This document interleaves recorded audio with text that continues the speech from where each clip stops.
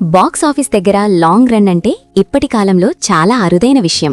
ముఖ్యంగా పెద్ద ఓపెనింగ్స్ వచ్చిన సినిమాలు కూడా రెండో వారం తర్వాత పూర్తిగా పడిపోతున్న ట్రెండ్ మధ్య ఒక సినిమా 35వ రోజు కూడా థియేటర్లలో కనిపించడమంటే అది కేవలం స్టార్ పవర్ కాదు, ఆడియన్స్ కనెక్ట్ అయ్యిందని చెప్పాలి.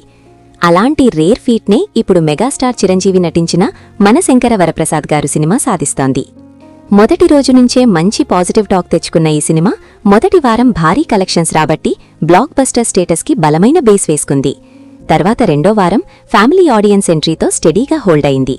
మూడో వారం వచ్చినప్పుడు చాలామంది ఈ సినిమా ఇక స్లో అవుతుందని అనుకున్నారు, కానీ అక్కడే అసలు స్ట్రెంగ్త్ బయటపడింది. కామెడీ, ఎమోషన్ మిక్స్ కావడంతో రిపీట్ ఆడియన్స్ కూడా వచ్చారు.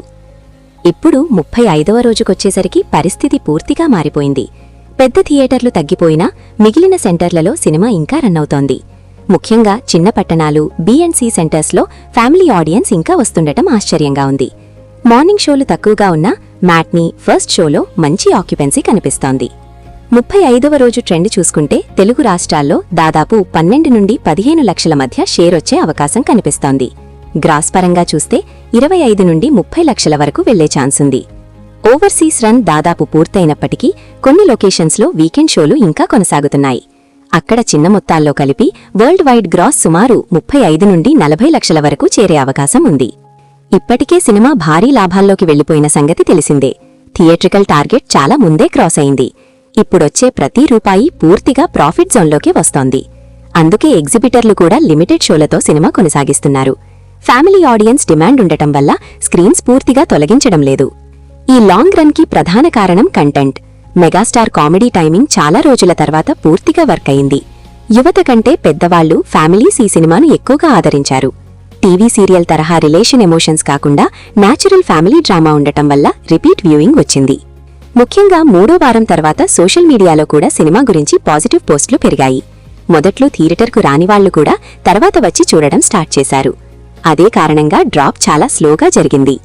సాధారణంగా 4వ వారం సినిమాలు రోజుకి 5 లక్షల లోపు పడిపోతాయి. కానీ ఈ సినిమా ఇంకా డబుల్ డిజిట్ లక్షల్లో షేర్ తీసుకువస్తోంది. ఇప్పటి వరకు సినిమా వరల్డ్ వైడ్ కలెక్షన్స్ ఇప్పటికే భారీ స్థాయికి చేరుకున్నాయి. 35 రోజుల రన్ పూర్తయ్యే సమయానికి మొత్తం గ్రాస్ దాదాపు 300 కోట్లకు దగ్గరగా ఉండే రేంజ్లో ఉంది. షేర్ పరంగా కూడా భారీ లాభాలు రావడంతో ఈ సంవత్సరం టాలీవుడ్లో సేఫెస్ట్ బ్లాక్ బస్టర్గా ట్రేడ్ వర్గాలు చెబుతున్నాయి. ఇక ముందు రోజుల్లో ఎలా ఉంటుందంటే వచ్చే వారంలో కొత్త సినిమాలు వచ్చినా కొన్ని సెలెక్టెడ్ థియేటర్లలో ఈ సినిమా కొనసాగుతుంది. ముఖ్యంగా వీకెండ్స్లో ఇంకా కొంత ఫుట్ఫాల్ వచ్చే అవకాశముంది. ఫైనల్ రన్ ముగిసే సమయానికి లాంగ్ రన్ క్లాసిక్గా నిలిచే అవకాశాలు కనిపిస్తున్నాయి.